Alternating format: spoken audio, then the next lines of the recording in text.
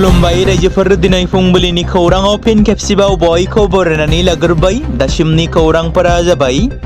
गिबि खौराङाव दङ मोनसे दुखुनांथाव खौरां। बर' सावथुन मुलुगनि गिबिसिन फिसार फिल्म आलायारन सावथुनाव फावखुंग्रि हांमानि बिमा महरै फाव खालामनाय मुस्रिमा रमनि बसुमतारिया मैया रुंसारि जानानै थांबाय। क'क्राझार हाब्रुबारि गामिनि थागिबि एबा गागि फावगिरि मुस्रिमा रमनि बसुमतारिया मैया बेलासे समाव गंसे देहा फाहामसालियाव फाहामथाय लाफुबाय थानाय समावनो रुंसारि जानानै थाङो। बिथाङा बर' सावथुन मुलुगनि गिबिसिन फिसार फिल्म आलायारन सावथुनाव फावखुंग्रि हांमानि बिमा महरै फाव खालामदोंमोन आरो बयनिबो अनसायजानाय मोननो हादोंमोन। बिथांजोआ रुंसारि टिकेन्द्रजित नार्जारिजों लोगोसेनो बर'नि गोबां गागि फावथिनागिरिफोरजों बिथाङा थुनफावथिना जात्रा गानफोरावबो फावथिना खालामदोंमोन। बिथांनि रुंसारि जानाया बर' समाज आरो बर' सावथुन मुलुगनि थाखाय सुफुंख'हायै खहा जानानै थालांबाय।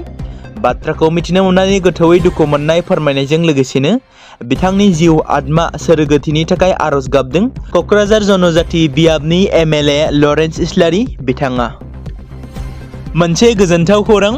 मोनसे समाव बर' हारिनि अलखद समाव हारिनि रैखाथिनि थाखाय आलादा रायजो बड'लेण्डनि थाखाय आखायाव हाथियार लानानै सोमावसारबोनाय 14 बोसोरनिबो बांसिन जोबथेसालियाव थानांनायजों लोगोसेनो फासिनि अर्डार मोननाय चिरां जिल्लानि सुन्दारि दुलिगावनि बारग' एनडिबि अजय थामहिनबा बारग' एनडिबि बुहुम बसुमतारिया जेलनिफ्राय उदां जानो हानानै बिथांनि उदांखौ लानानै चिरां जिल्लानि सुन्दारि ओनसोलनि दुलिगाव गामिनि रायजो राजाफोरा रंजा खुसि बरायनो थांखि लादों। मख'जाथावदि अजय बसुमतारिखौ बिजिरसालिया फासिनि साजा फोसावदोंमोन, नाथाय बिथाङा दिनै जोंनि गेजेराव फैनो हाबाय। दायो बर' रायजो राजाफ्रा बुहुम बसुमतारिनि उदां जानायखौ जयैनो बरायनो थाखाय थियारि जादों। नाथाय रायजो राजा नोंथांमोन, जोंनि गेदेमा एनडिबिनि गायसनगिरि एनडिबिनि आफादगिरि रन्जन दैमारिया माब्ला उदां अख्राङाव फैनो हागोन? थांनाय माखासे सान सिगाङाव बिथां गेदेमानि सिबिआइ केसनि सुप्रिम कर्टआव मोनसे बेल हियारिं दंमोन। नाथाय दुखुनांथाव बाथ्रादि बिथांनि जानो गोनां हियारिंआ आबुं महर मोननो हायाखै, जेराव माखासे सुबुंफोरनि सिगांग्रो हियारिं जानायाव सम थोस्लाबैनि थाखाय जाफुङाखैसै। आसा खालामो गेदेमा रन्जन दैमारिनि बेल हियारिंनि खालारा फिन गोदानै फोसावजाफिनो आरो थाबैनो बिथां गेदेमाया जोंनि गेजेराव हारिनि गेजेराव उदां जानानै फैनो हायो।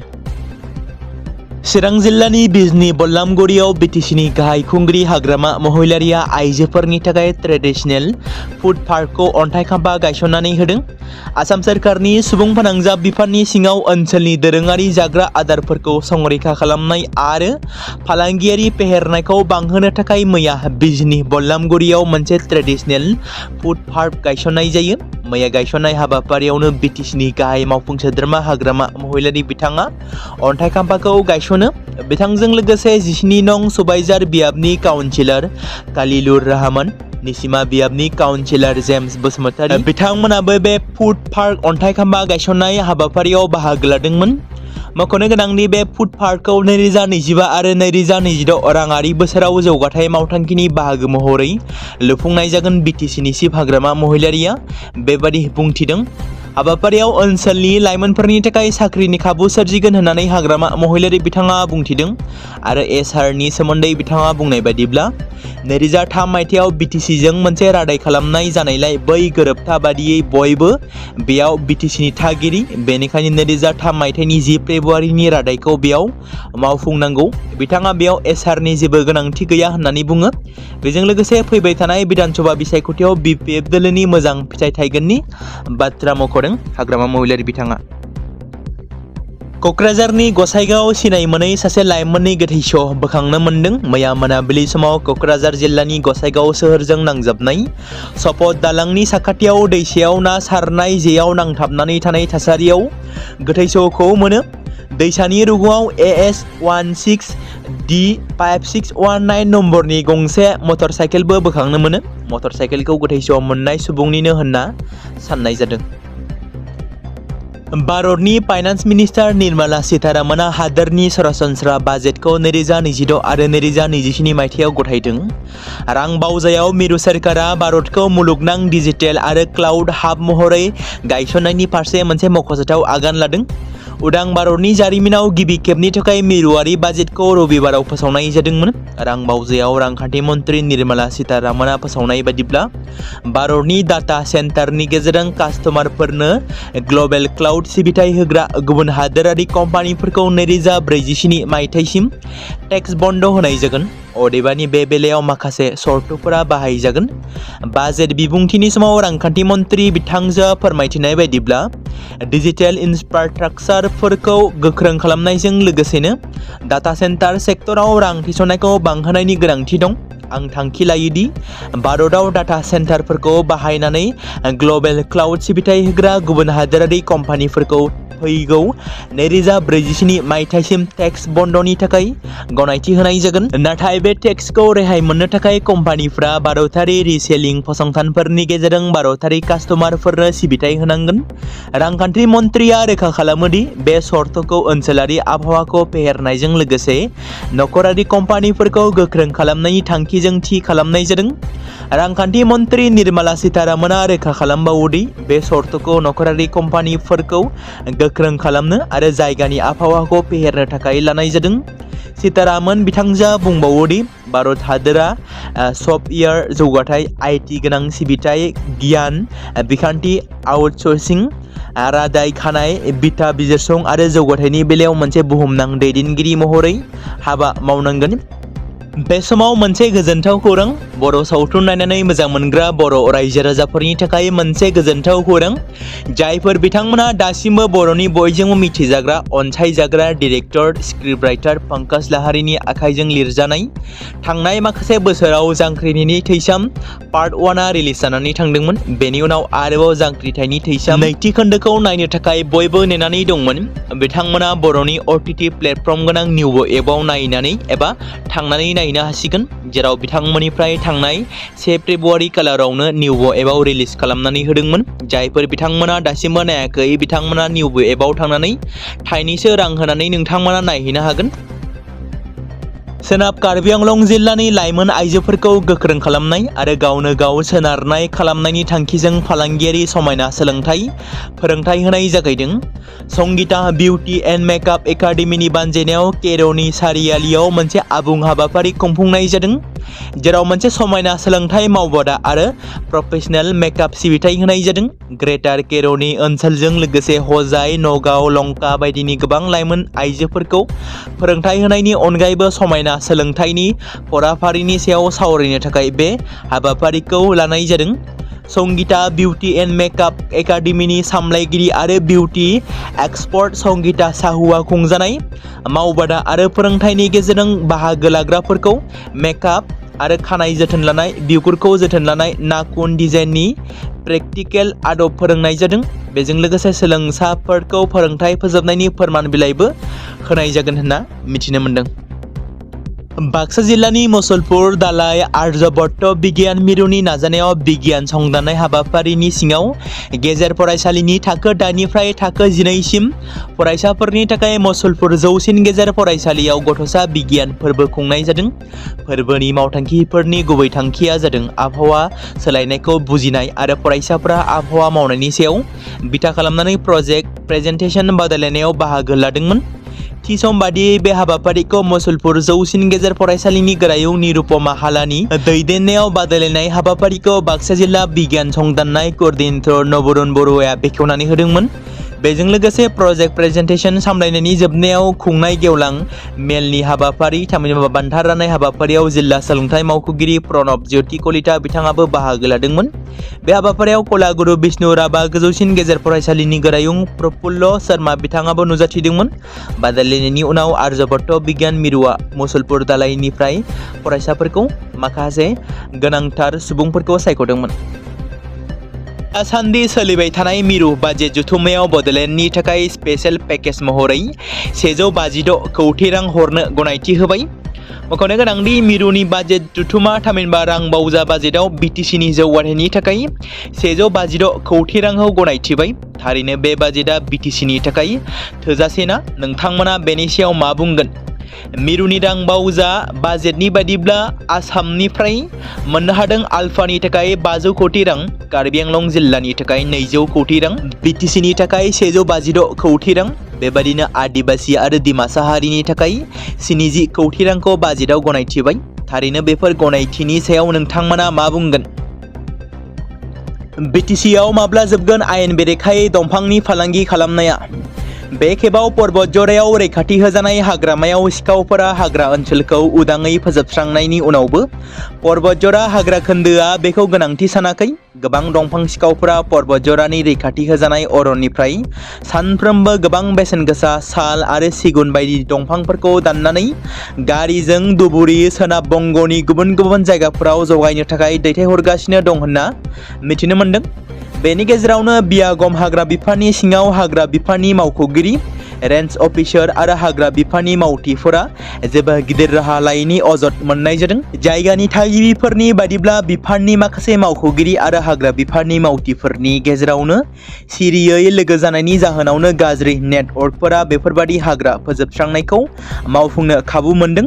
बे आयदानि सायाव खनले खनले खौरां फोसावनायनि उनावबो आसामनि हाग्रा बिफाननि मन्त्रि चन्द्रमोहन पाटवारी आरो BTC सोरखारनि हाग्रा बिफाननि EM पानिराम ब्रह्म बिथांमोना मानो बे बेलायाव जेबो राहा लायाखै? बेनि सायाव सांग्रां सुबुंफोरनि गेजेराव गोख्रों फिनजाथाय सोमजिहोदों। बे समाव हादोरसानि गिबि मन्थ्रिया साख्रिआवला सुबुंफोरनि थाखाय मोनसे मोजां खौरां फोसावदों।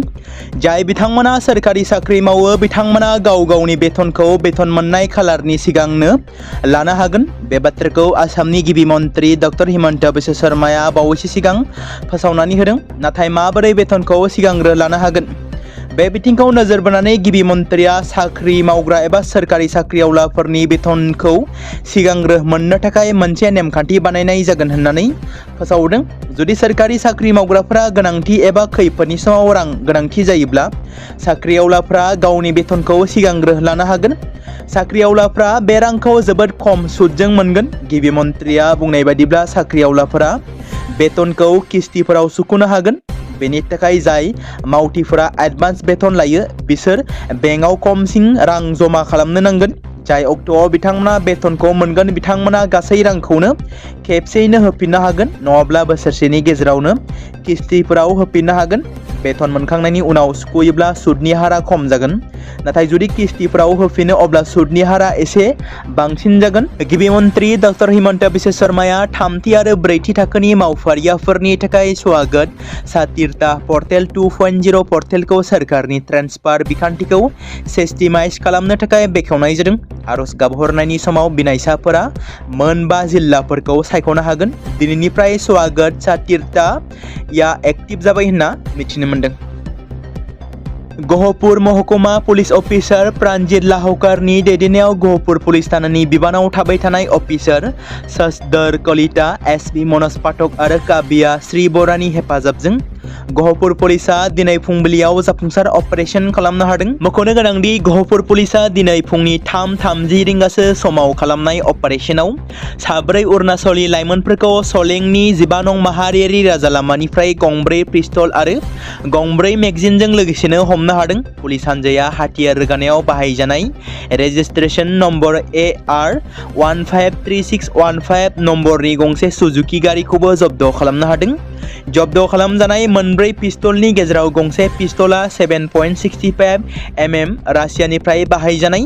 हमजानाय साब्रै अरुणाचली लाइमोनफोरनि मुंखौ अरुणाचल प्रदेशनि खुरं कुमे जिल्लानि सानग्राम पुलिस थानानि सिङाव थानाय हिबा गामिनिफ्राय हिबा वाइ 25 बोसोर बैसोनि आरो हिबा डिनियेल 18 बोसोर बैसोनि होनना सिनायथि मोन्दों। बेबायदिनो आरो पारसि पार्ल पुलिस थानानि सिङाव गोग्लैनाय पादो गामिनि दंदा साहिद 29 बोसोर बैसोनि आरो क्राह दादी जिल्लानि ताली पुलिस थानानि सिङाव गोग्लैनाय लिन्दाम गामिनि कन लिन्दाम 23 बोसोर बैसोनि होनना सिनायथि होदों पुलिस फारसेनिफ्राय।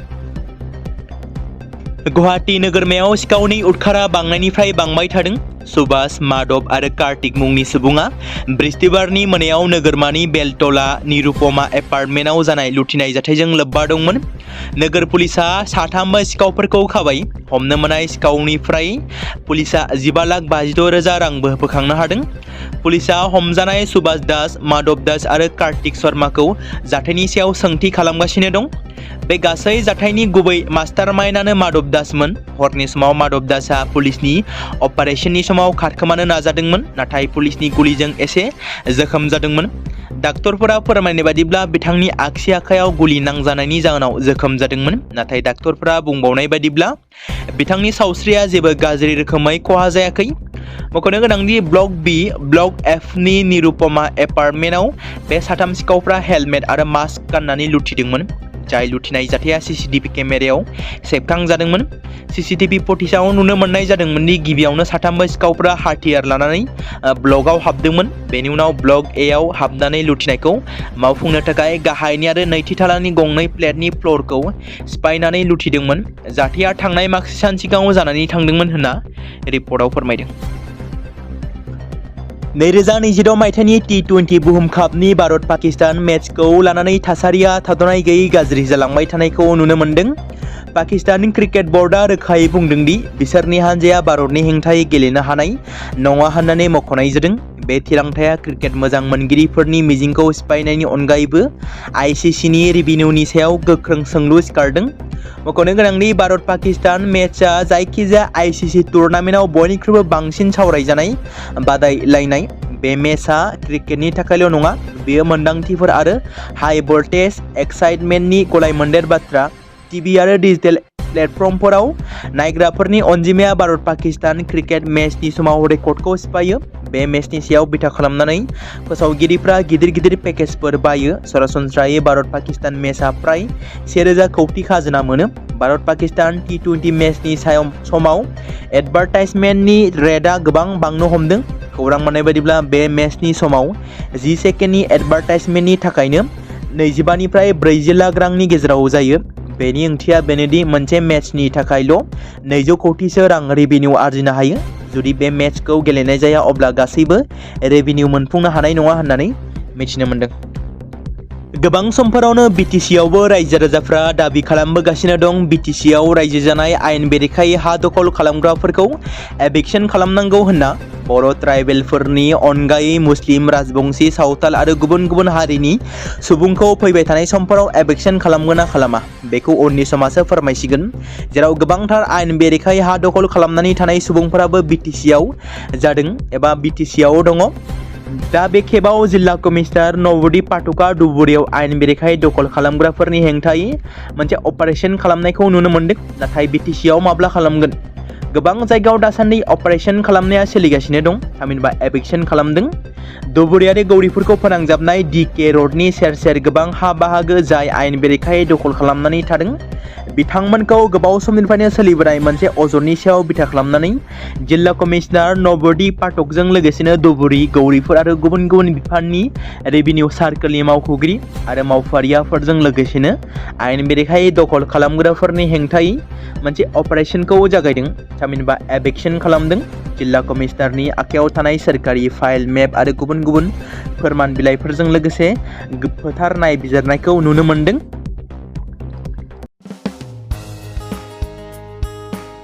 बे समाव मोनसे गोनां फोसावथाय बर' सावथुन नायनानै मोजां मोनग्रा गासै बर' रायजो राजाफोरनि गेजेराव लानानै फैदों। मोनसे बर'नि OTT प्लेटफर्म गोनां, जाय प्लेटफर्मनि गेजेरजों नोंथांमोना बर'नि गोजाम सावथुनफोरखौ नुनो मोनगोन। थांनाय माखासे बोसोर सिगां बर'नि गेजेराव लानानै फैनाय निउबो एप बायदिनो फिन आरोबाव लानानै फैदों बर' रायजो राजाफोरनि थाखाय।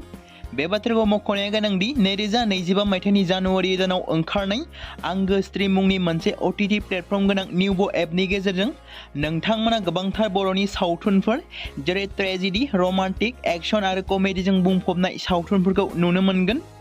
जेरै सनानि नखर, थांखि गैयै समाज, अनसुला आफा, हिर', बिमा बायदि बाजै, अर, थैसाम, वान्टेड, संदान आरो रं नाम्बार बायदि सावथुनफोरा मख'जाथाव। बेफोर सावथुनफोरखौ नायनो थाखाय नोंथांमोना गिबियावनो आंगो स्ट्रिम एपखौ गावनि मबाइलाव थानाय प्ले स्ट'रनिफ्राय डाउनल'ड खालामनानै लोगोसे इनस्टल खालामनानै गावनि मबाइल नाम्बारजों लग इन खालामनानै लाग्रोनांगोन। बेनि उनाव नोंथांमोना गोबांथार नुनो मोनै सावथुनफोरखौ गुगोल पे, फन पे आरो पेटिएमजों रं नाम्बार सावथुनखौ नायनो थाखाय 60 रां आरो संदान सावथुनखौ नायनो थाखाय 80 रां, वान्टेड सावथुनखौ नायनो थाखाय 60 रां, थैसाम सावथुनखौ नायनो थाखाय 60 रां बेबायदिनो गोबांथार नुनो मोनै सावथुनफोरखौ नायनो थाखाय सुबिदा खालामनानै होदों आंगो स्ट्रिम प्लेटफर्मा। फिन नोंथांमोननि गेजेराव फोरमायबावनो लादों बर' सावथुन नायनानै मोजां मोनग्रा गासै बर' रायजो राजाफोरनि गेजेराव लानानै फैदों मोनसे बर'नि OTT प्लेटफर्म गोनां, जाय प्लेटफर्मनि गेजेरजों नोंथांमोना बर'नि नुनो मोनै सावथुनफोर जेराव गोदान गोजाम सावथुनफोरखौ नुनो मोनगोन। बे बाथ्राखौ मख'नाया गोनांदि 2025 मायथाइनि जानुवारि दानाव दिहुनजानाय आंगो स्ट्रिम मुंनि मोनसे OTT प्लेटफर्म गोनां एपनि गेजेरजों नोंथांमोना गोबांथार बर'नि ट्रेजेडि, रमान्टिक, एक्शन आरो कमेडिजों बुंफबनाय सावथुनफोरखौ नुनो मोनगोन। जेरै रं नाम्बार, संदान, वान्टेड, थैसाम, अर, बिमा बायदि बाजै, हिर', अनसुला आफा, थांखि गैयि समाज, सनानि नखर बायदि बायदि सावथुनफ्रा मख'जाथाव। बेफोर सावथुनफोरखौ नायनो थाखाय नोंथांमोना गिबियावनो आंगो स्ट्रिम एपखौ गावनि मबाइलाव थाखानाय प्ले स्ट'रनिफ्राय इनस्टल खालामनानै गावनि मबाइल नाम्बारजों लग इन खालामखांनायनि उनाव नोंथांमोना गोबांथार नुनो मोनै सावथुनफोरखौ गुगोल पे, फन पे आरो पेटिएमजों रं नाम्बार सावथुनखौ नायनो थाखाय 60 रां, संदान सावथुनखौ नायनो थाखाय 80 रां, वान्टेड सावथुनखौ नायनो थाखाय 60 रां, थैसाम सावथुनखौ नायनो थाखाय 60 रां बेफोरबायदिनो अर सावथुनखौ नायनो थाखाय 60 रां पे खालामनांगोन। बेबायदिनो गोबांथार नुनो मोनै बर' सावथुनफोरखौ नायनो थाखाय सुबिदा खालामनानै होदों आंगो स्ट्रिम प्लेटफर्मा।